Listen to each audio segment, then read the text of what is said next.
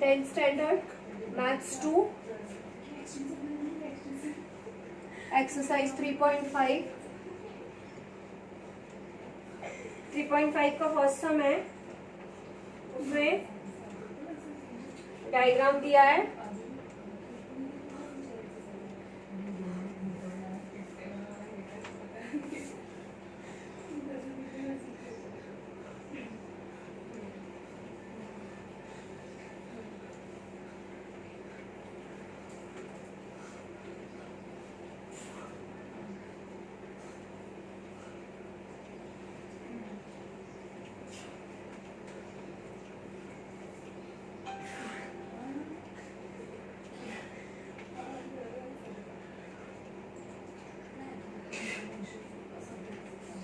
Question number 1 इसमें दिया है कि Q is the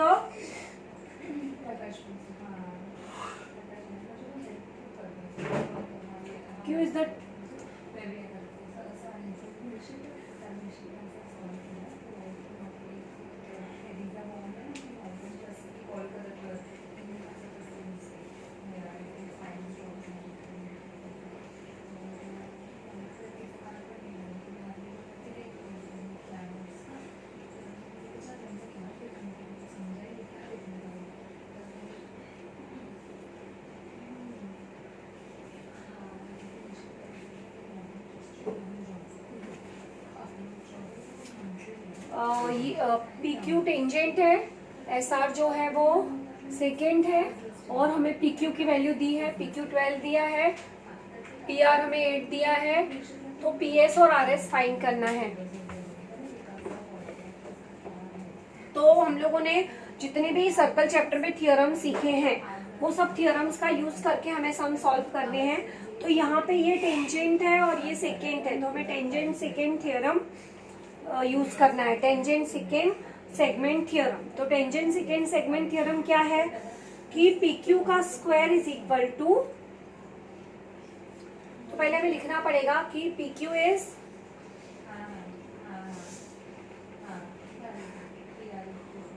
tangent and segment P s is second. Therefore, by using tangent secant theorem, स्पर्श रेखा छेदन रेखा प्रमेय,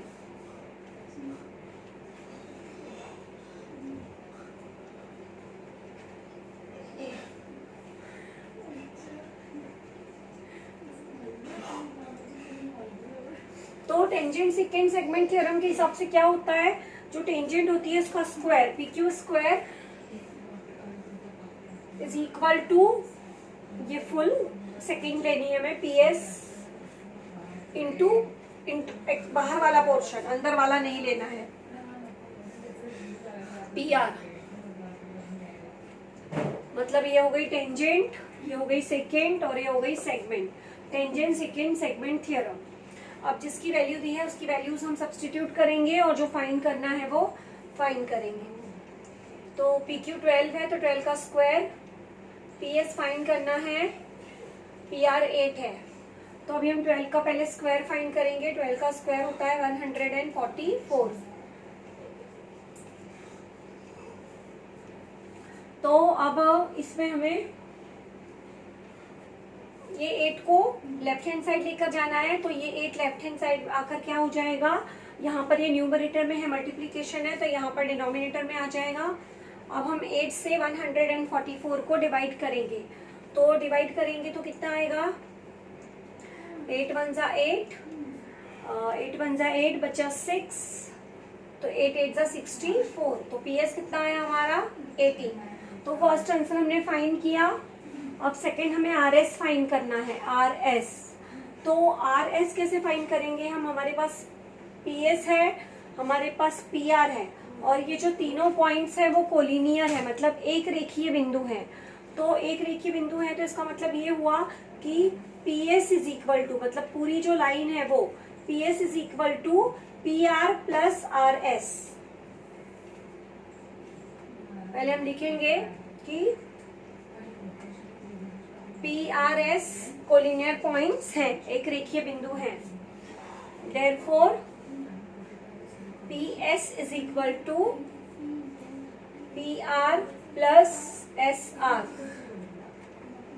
तो अभी PS कितना है हमारा 18, PR कितना है 8 और ये SR फाइंड करना है। तो अब ये 8 को हम लेफ्ट हैंड साइड लेकर जाएंगे, तो ये यहाँ पर प्लस है तो यहाँ पर आके माइनस हो जाएगा। तो हम 18 में से 8 माइनस किया तो SR आ गया हमारा 10। तो हमें जो दो आंसर फाइंड करने थे वो हमने फाइंड कर लिए। हमारा PS आया 18 और हमारा जो SR है वो आया 10। तो जैसे डायग्राम में जैसा इंफॉर्मेशन दी होगी, जो जैसा फिगर दिया होगा उस हिसाब से हमें थ्योरम यूज करके वैल्यूज फाइंड करनी है। तो हम अब देखेंगे कि हमें टेंजेंट सेकेंड दिया है, क्या दिया है, उस हिसाब से हम थ्योरम यूज करेंगे।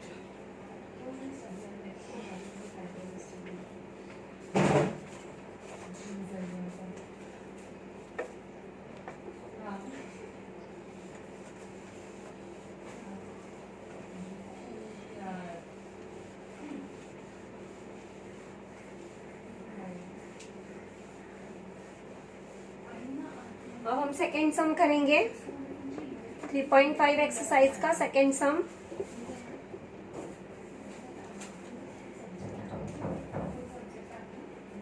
अंश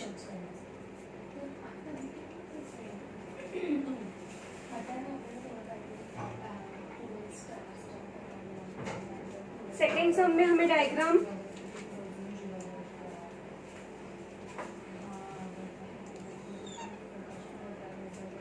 थोड़ा फास्ट करो, मेरी बॉडी ठंडी नहीं नीचे बुखार आ जाएगा।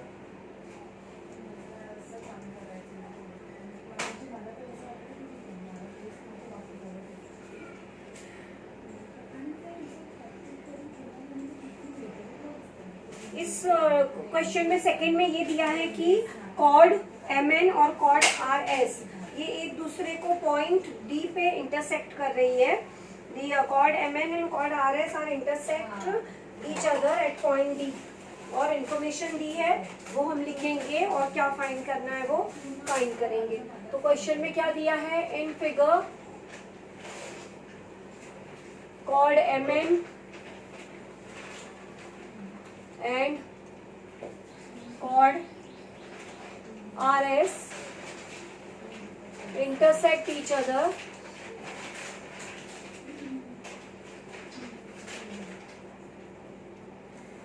at point D। अब जो फर्स्ट क्वेश्चन है उसमें दिया है if RD is equal to 15, DS is equal to 4, MD is equal to 8, then find DN।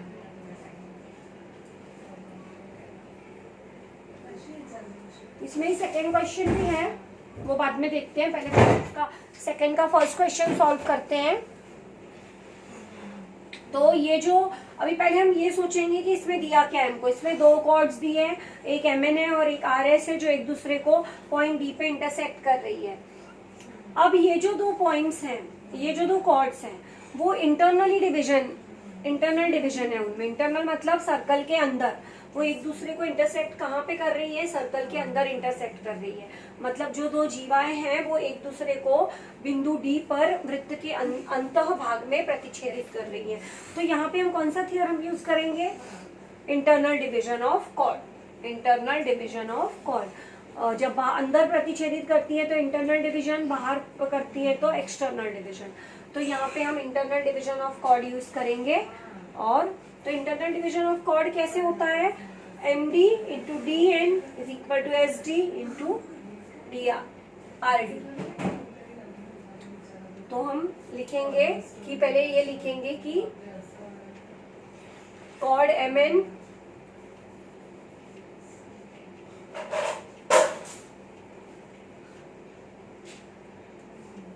And chord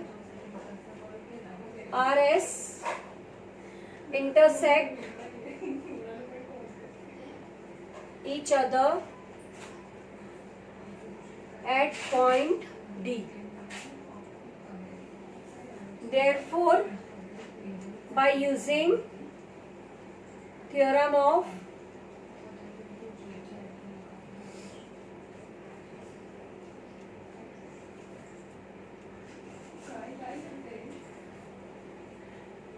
internal division of two chords, theorem of internal division,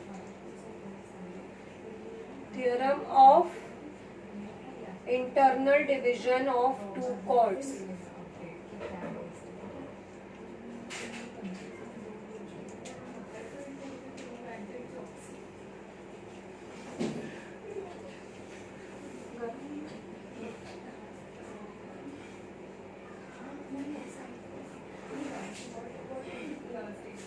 internal division of two chords. तो internal division of two chord के हिसाब से कैसा लिखना है, M D into D N is equal to S D into D R या R D.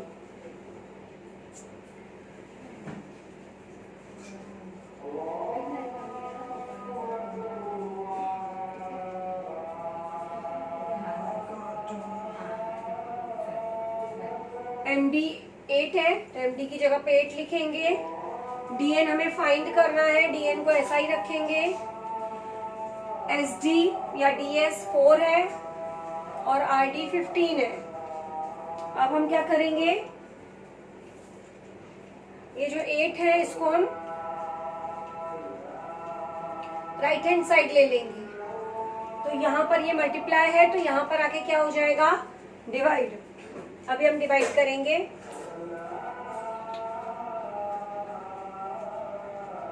तो 4 1 जा 4, 4 2 जा 8। अब ये 2 बचा और यहाँ 15 बचा। अब ये 2 से 15 को डिवाइड कर देंगे तो आ जाएगा 7.5। तो हमारा डीएन कितना आ गया, 7.5। तो डायग्राम के ऊपर डिपेंड होता है कि हमें क्या फाइंड करना है, तो हम कौन सा थियरम यूज करें। हमें इंफॉर्मेशन क्या दी है, हमें कॉर्ड दिया है, सेकेंड दिया है, टेंजेंट दिया है, उसके हिसाब से हम थियरम यूज करते हैं। तो ये सेकेंड का फर्स्ट हुआ, अभी हम सेकेंड का सेकेंड सम करेंगे।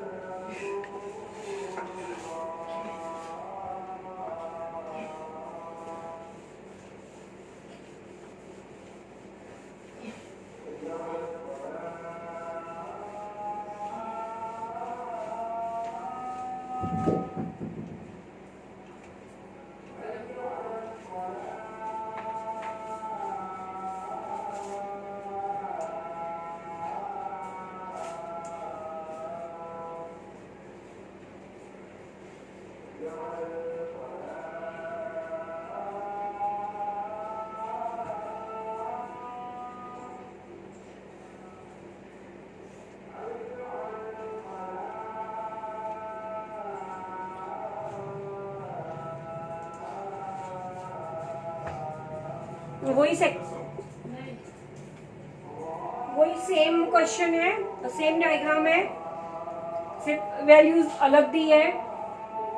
ये वैल्यूज लेके अब हमें सॉल्व करना है। हमें आर एस 18 दिया है, एम डी 9 दिया है, डी एन 8 दिया है। हमें डी एस फाइंड करना है। तो पहले हम ऐसा ही लिखेंगे जैसा हमने फर्स्ट सम में लिखा था, chord M N and chord R S intersect each other at point D. उसके बाद हम theorem of internal division of two chords use करेंगे।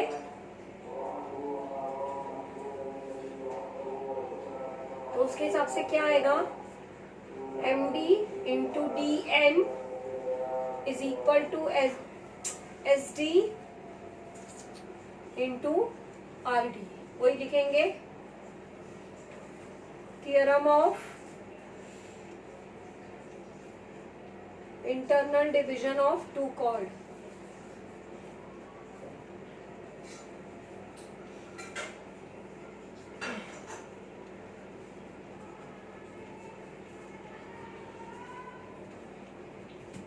तो अभी जिसकी वैल्यूज दी है वो वैल्यू सब्स्टिट्यूट करेंगे। एम डी 9 है, 9 लिखा, डी एन 8 है, यहाँ पर 8 लिखा, एस डी हमें या डी एस हमें फाइंड करना है, और आर डी यहाँ पर नहीं है, आर एस दिया है। आर एस दिया है और एस डी दिया है, एस डी फाइंड करना है।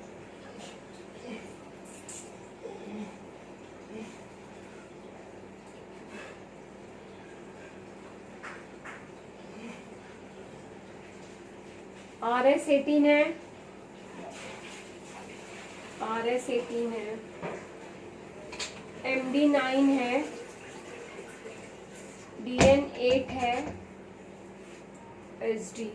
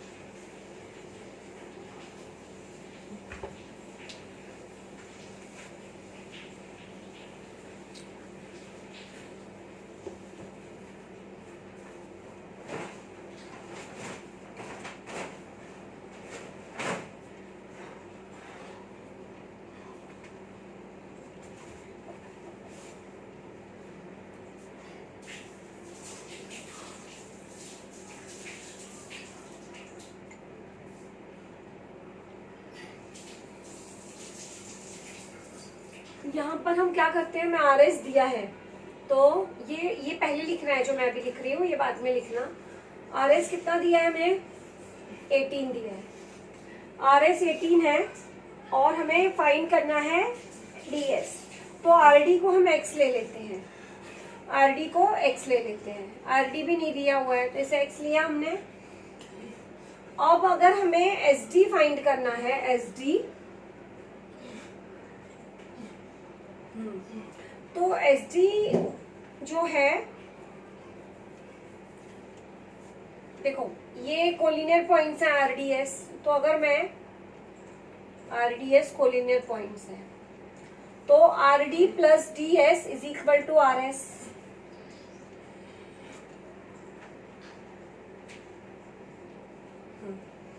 Are S is equal to R D plus D S. अब आर डी एक्स है और आर एस 18 है,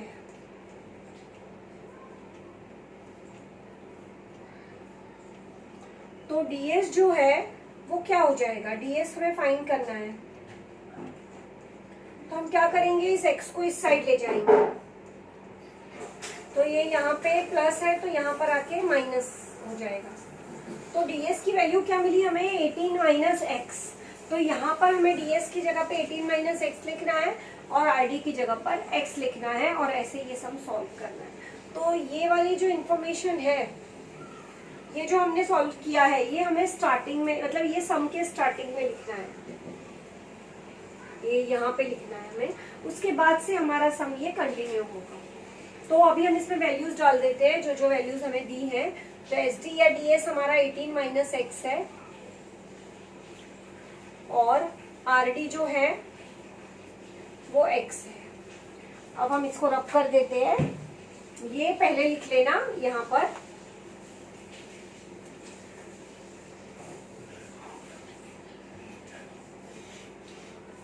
अब हम मल्टीप्लाई करेंगे, 9 8 72, x को 18 से मल्टीप्लाई किया 18x, ब्रैकेट के बाहर जो नंबर है उसको ब्रैकेट के दोनों नंबर से, हम अंदर जो दोनों नंबर है उनसे मल्टीप्लाई करेंगे, तो 18x को x से किया, x का स्क्वायर आया। अभी हम ये दोनों नंबर्स को लेफ्ट हैंड साइड लेकर जाते हैं, तो ये माइनस है तो यहाँ पर आके प्लस हो जाएगा, ये प्लस है तो यहाँ पर आकर माइनस हो जाएगा, ये अपने प्लेस पे है तो प्लस का प्लस ही रहेगा। ये आ गया हमारा क्वाड्रेटिक फॉर्म में आ गया इक्वेशन, मतलब वर्ग समीकरण।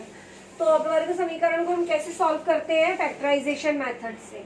मतलब अभी इसे हमें ऐसे सॉल्व करना है, मल्टीप्लाई करने पे 72 आना चाहिए और प्लस या माइनस करने पे 18 आना चाहिए। तो हम ऐसे नंबर फाइंड करेंगे जिनको मल्टीप्लाई करने पे 72 आता है और प्लस या माइनस करने पे 18 आता है। तो 12 6 72 और 12 है और 6 को प्लस करेंगे तो आ जाएगा 18। लेकिन हमें प्लस करना है और साइन माइनस की चाहिए, तो हम दोनों में माइनस माइनस डालेंगे। जब दोनों नंबर्स के आगे माइनस होता है तो वो प्लस हो जाता है और साइन आ जाती है माइनस की। तो यहाँ पर हम -12x और -6x लिखेंगे 18x की जगह पर, और ये +72। अब हम कॉमन लेंगे। इसमें क्या कॉमन है? इन दोनों में x कॉमन है, तो यहाँ पर x है और यहाँ पर 12 कॉमन। x दोनों में x है तो x को हमने बाहर ले लिया, तो यहाँ पर x बचा और यहाँ पे 12 बचा। वैसे यहाँ पर 6 कॉमन लिया, यहाँ पर x बचा। यहाँ पे 12 6 72 होता है, तो हमने 6 ले लिया है, तो हमारे पास बचा 12 और साइन आएगी माइनस की। क्यों? क्योंकि यहाँ पर माइनस साइन है तो ये साइन चेंज हो जाएगी ब्रैकेट की। अभी ये दोनों ब्रैकेट में सेम नंबर आया, वो हम एक ब्रैकेट में लिखेंगे और बाहर जो बचा वो दूसरे ब्रैकेट में। तो हमारा आंसर एक बार x = 12 आया और एक बार x = 6 आया। x मतलब हमने किसकी वैल्यू x ली है? RD की, लेकिन हमें फाइंड क्या करना है? ds। तो ds की क्या वैल्यू है? ds की वैल्यू जो है वो है 18 - x। तो एक बार हम x की वैल्यू 12 लेंगे और दूसरी बार x की वैल्यू 6 लेंगे।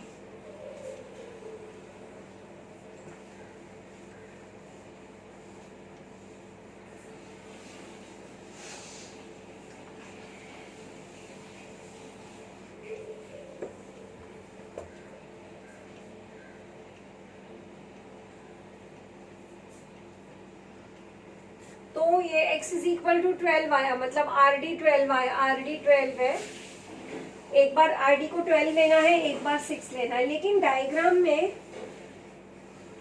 SD हमें फाइंड करना है। तो चलो हम पहले ले लेते हैं x = RD = 12। x दो वैल्यू है तो 12 लेंगे, तो हमें फाइंड क्या करना है? ds। तो हमारे ये पॉइंट्स कोलिनियर हैं, तो हम कैसे लिखेंगे? पॉइंट RDS कोलिनियर पॉइंट्स है, इसलिए RD + DS = RS। RS = RD + DS।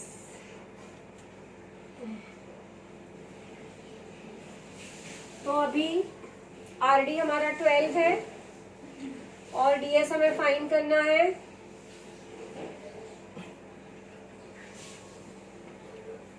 और RS जो है वो दिया था ना क्वेश्चन में, हाँ 18 दिया है। तो अभी हम ये 12 को लेफ्ट हैंड साइड लेंगे तो ये माइनस हो जाएगा, तो DS की वैल्यू आ जाएगी 6। DS की वैल्यू 6 आ गई। तो इसका मतलब ये हुआ कि DS, वैसे ही डायग्राम में दिख रहा है कि DS छोटा है और जो RD है वो बड़ा है। तो यहाँ पे हम लिखेंगे if RD is greater than DS। अगर RD DS से बड़ा है तो ये आंसर राइट है।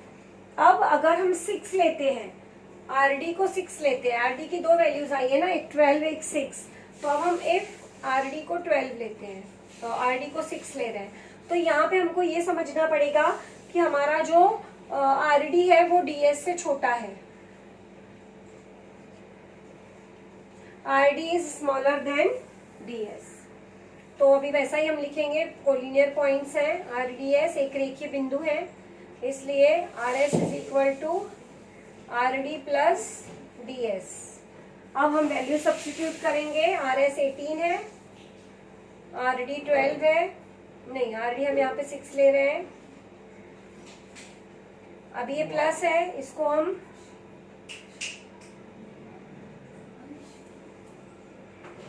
ये 6 को हम यहाँ पे लाकर माइनस करेंगे।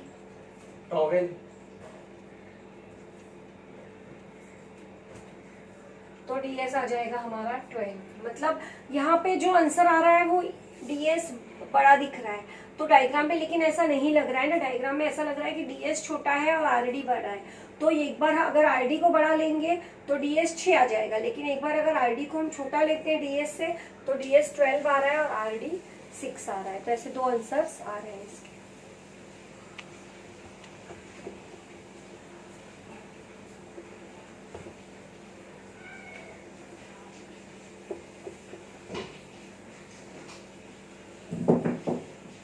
तो अभी हम सेकेंड सम हमारा कंप्लीट हो गया, अब हम थर्ड सम करेंगे।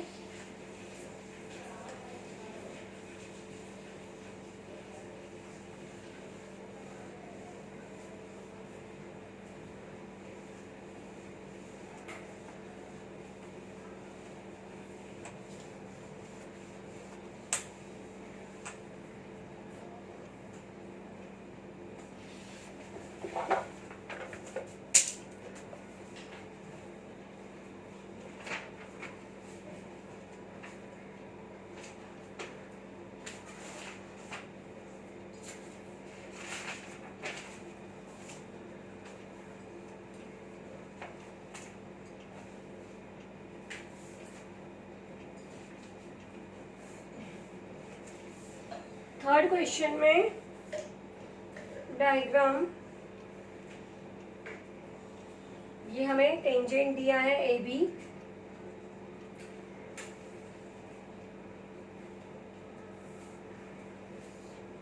और सेकेंड दिया है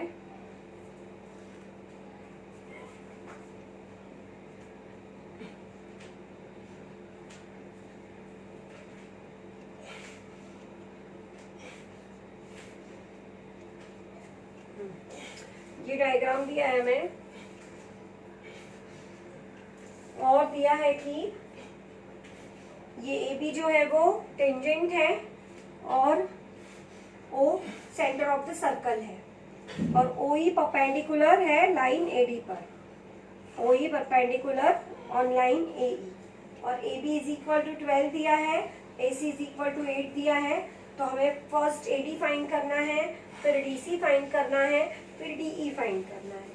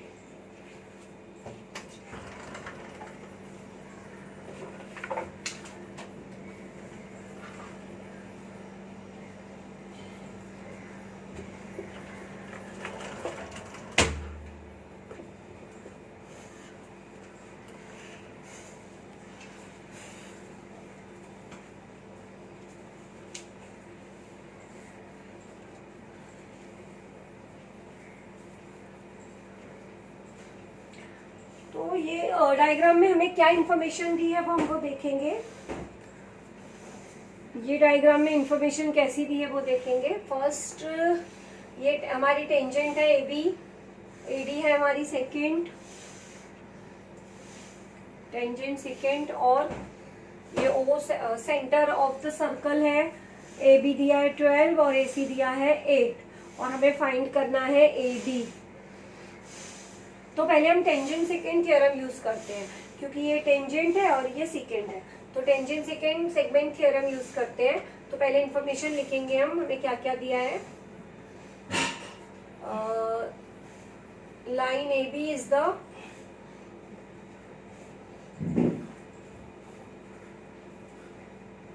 tangent and segment AD is secant। मतलब ये स्पर्श रेखा है और ये छेदन रेखा है, छेदन रेखा है, इतना लिखा। उसके बाद हमारा theorem tangent by using tangent second theorem, तो उसके हिसाब से क्या आएगा, ए बी का स्क्वायर जो टेंजेंट है उसका स्क्वायर इज इक्वल टू ये जो सेकेंड है इसका स्क्वायर, ए सी का सेकेंड है हमारी ए डी, तो AD का स्क्वायर इंटू AD इंटू ये फुल और ये बाहर वाला पोर्शन AC, मतलब कैसा लेना होता है टेंजेंट सेकेंड थ्योरम, पहले टेंजेंट का स्क्वायर फिर इज इक्वल टू ये सेकेंड इंटू ये सेगमेंट, जो बाहर जो पोर्शन है वो हमें लेना है, उसको सेगमेंट बोलते हैं, तो इसलिए टेंजेंट सेकेंड सेगमेंट थ्योरम बोलते हैं इसे।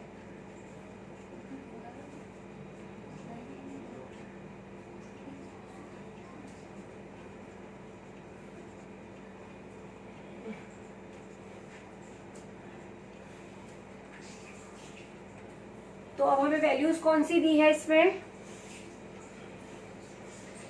हमें ए बी दिया है 12, तो हमने यहाँ पे 12 का स्क्वायर लिखा।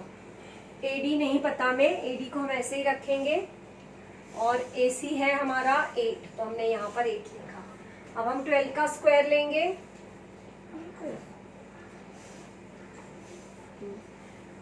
तो ये आ गया 144 और 8 हमने यहाँ पर ले लिया। फर्स्ट क्वेश्चन के जैसा ये सेम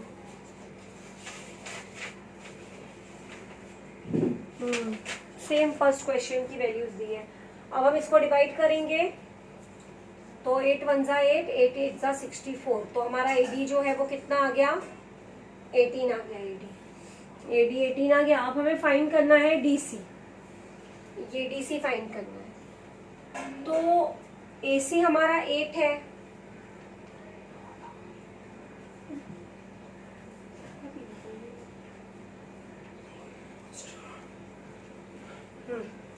तो इसमें हमें अभी देखो हमने AD फाइंड कर लिया, ये पूरी लाइन फाइंड कर ली, AC हमारे पास है, और हमें ये पता है कि ये और ये इक्वल होता है। क्यों इक्वल होता है, वो फर्स्ट एक्सरसाइज में हमने सीखा था कि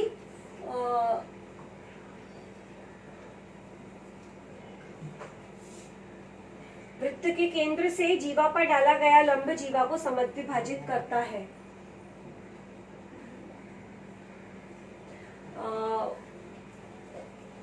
वृत्त के केंद्र से जीवा पर डाला गया लंब जीवा को समद्विभाजित करता है। Segment drawn from centre to chord bisect the chord, ये थियरम हमने 3.1 में सीखा। तो इसके हिसाब से DE is equal to EC, तो हम डायरेक्ट लिख देंगे DE is equal to EC, और रीजन जो मैंने अभी बोला वो लिखेंगे। Segment drawn from centre to chord bisect the chord, केंद्र से जीवा पर डाला गया लंब जीवा को समद्विभाजित करता है।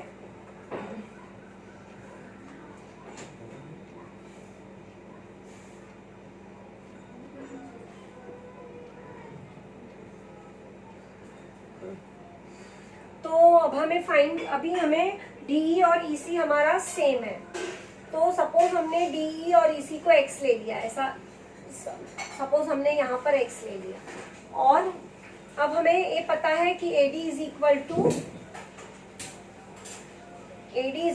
To AC plus EC plus DE, सबको प्लस करेंगे तो पूरा AD आ जाएगा। तो AD is equal to AC plus EC plus DE।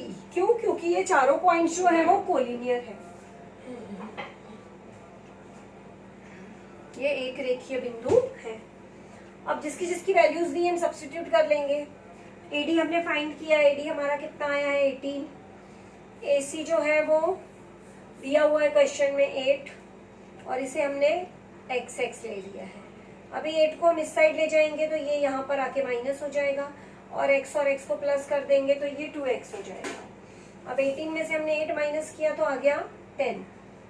अब ये 2 को हम इस साइड ले लेंगे तो ये हो जाएगा डिवाइड, तो हमारी x की वैल्यू कितनी आ जाएगी 5, 2 5 जा 10, तो x 5 आया, मतलब DE भी 5 और EC भी 5,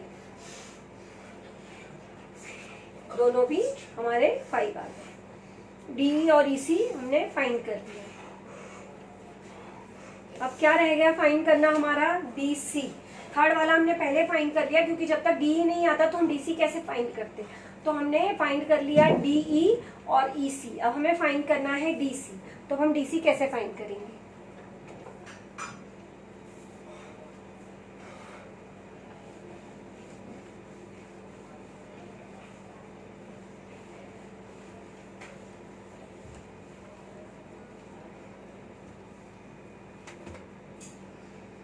अब DC is equal to, DC में क्या क्या आ रहा है, DC is equal to DE plus EC। क्यों? क्योंकि पॉइंट DEC क्या है, कोलिनियर है। अब हमने DE और EC दोनों हमारा 5 आया है, तो 5 प्लस 5, तो ये कितना आ गया, 10। तो DC आ गया हमारा 10। तो ये तीनों वैल्यूज हमने फाइंड कर ली। AD पहले हमने AD 18 फाइंड किया, उसके बाद हमने DE 5 फाइंड किया, उसके बाद हमने DE और EC को प्लस किया, तो DC हमारा 10 आ गया। तो ऐसे हमारा ये सब कंप्लीट हो गया।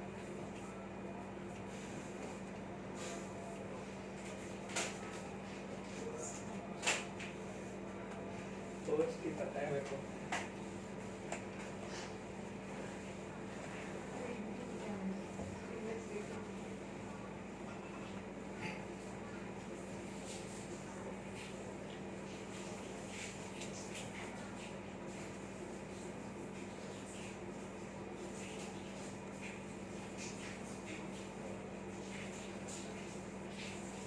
अब हमारा फोर्थ सम,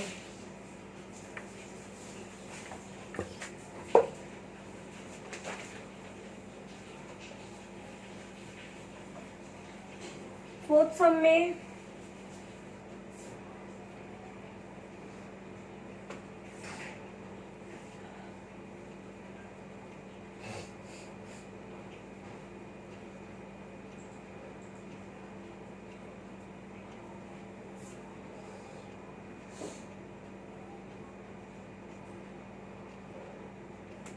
ये डायग्राम दिया है फोर्थ सम में हमें, और वैल्यूज दी है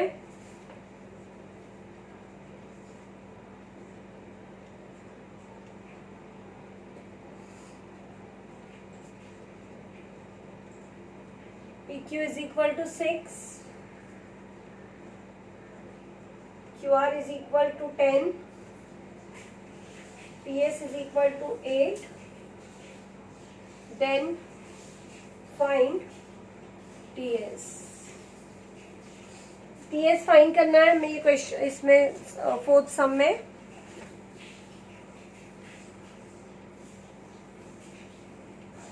तो देखो फिगर देखो, ये हमारी यहाँ पे दोनों के दोनों हमारे वो हैं, दोनों के दोनों सेकेंड्स हैं।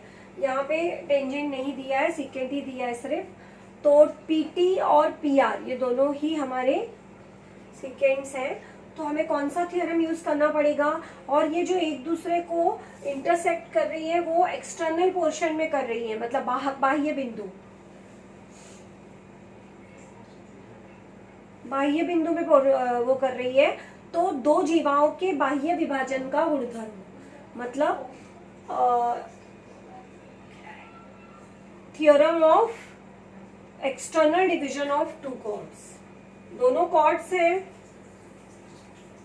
और दोनों एक दूसरे को कहाँ पे इंटरसेक्ट कर रही है, पॉइंट P पे। तो वो थ्योरम हम यूज करेंगे एक्सटर्नल डिवीजन वाला। तो एक्सटर्नल डिवीजन वाले थ्योरम में कैसे होता है, कैसा यूज होता है, PT into PS is equal to PR into PQ।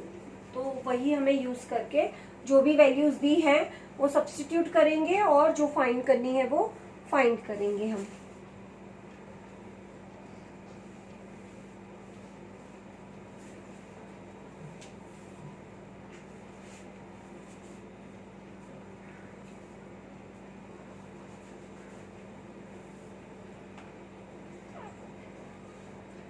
तो कैसे बोला मैंने, पहले फुल सेकेंड लेना है, फिर ये लेना है PS एक्सटर्नल पोर्शन।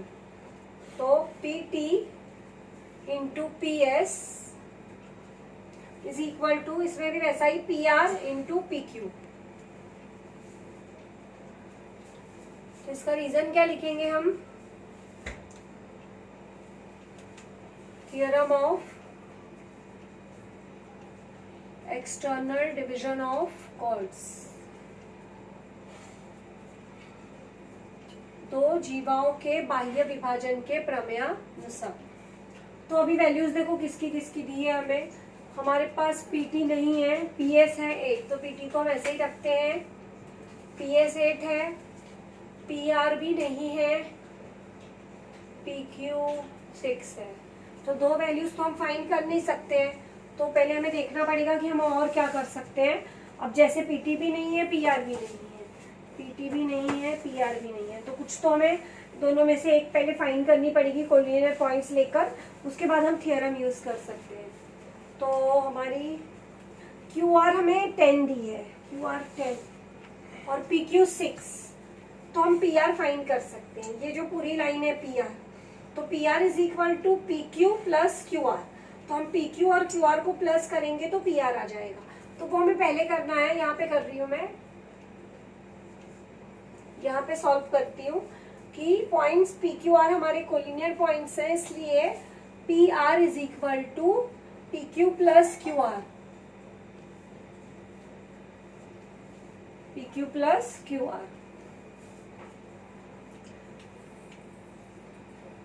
तो PQ है 6, QR है 10, तो हमारा PR कितना आ गया 16। तो अभी हम ये वैल्यू यहाँ पर सब्स्टिट्यूट कर देंगे PR की, PR आ गया हमारा 16। और यहाँ पे हम रीजन क्या लिखेंगे कि PQR जो पॉइंट्स है वो क्या है, कोलिनियर है, एक रेखीय बिंदु है। अब हम ये 8 को इस साइड लेकर जा रहे हैं और राइट हैंड साइड। अब हम डिवाइड करेंगे,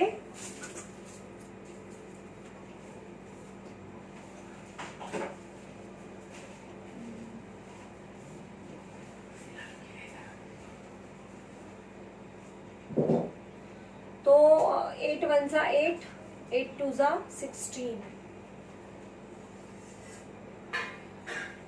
8 2 जा 16। अभी हमारे पास 2 और 6 बचा है, इसको हम मल्टीप्लाई कर देंगे तो PT आया हमारा 12।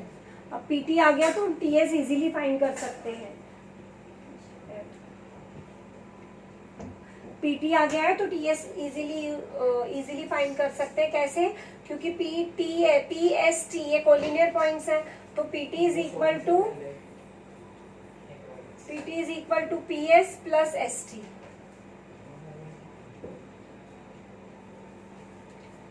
तो अभी इसमें हमने PT 12 फाइंड किया है, PS जो है वो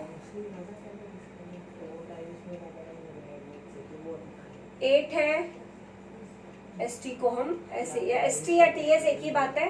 अब हम ये 8 इस साइड ले जाएंगे तो ये माइनस हो जाएगा, तो ST इज इक्वल टू 12 में से 8 माइनस किया 4, तो हमारा TS या ST जो हमें फाइंड करना था वो आ गया 4। और यहाँ पे हम रीजन लिख देंगे कि पॉइंट PST जो है वो कोलिनियर पॉइंट्स है। तो ये 3.5 एक्सरसाइज जो है उसके सारे सम, या तो 3 थ्योरम यूज हुए हैं उसमें, टेंजेंट सेकेंड थ्योरम, उसके बाद internal division, external division of chords, तो उसके बाद एक वो perpendicular drawn from centre to chord bisect the chord, ये थ्योरम। और बाकी सब हमें कोलिनियर पॉइंट्स का यूज करके ही फाइंड करना है। तो ये हमेशा याद रखने का कि जब पॉइंट्स कोलिनियर होते हैं, तो अभी जैसे पॉइंट PST, जैसे जिस हिसाब से वो कोलिनियर है, एक रेखी है, वैसे ही हमको लिखना है। या हम इसे PST लिख सकते हैं या TSP लिख सकते हैं, ऐसा लाइन से लिखना है। अब PS plus ST is equal to P, ऐसा याद रखना है। वैसे इसमें PQ plus QR is equal to PR, ऐसा। तो ये हमारे 4 सम्स कंप्लीट हो गए हैं, 4 सम्स कंप्लीट हो गए। लास्ट वाला सम जो है वो प्रूव करने वाला सम है, तो उसे हम नेक्स्ट पीरियड में करेंगे और उसके साथ ही हम रिवीजन करेंगे। ये चैप्टर का या फिर दूसरे किसी चैप्टर का रिवीजन स्टार्ट करेंगे। तो 3 चैप्टर हमारे कंप्लीट हो गए। 3 चैप्टर में से सिर्फ एक 5th सम बाकी रह गया है हमारा। सर्कल चैप्टर भी हमारा कंप्लीट हो गया है। इसके बाद हम कोऑर्डिनेट ज्योमेट्री स्टार्ट करेंगे रिवीजन होने के बाद। कोऑर्डिनेट ज्योमेट्री बहुत ईजी चैप्टर है। तो अभी इसमें हमें एक सम रह गया, वो नेक्स्ट वीक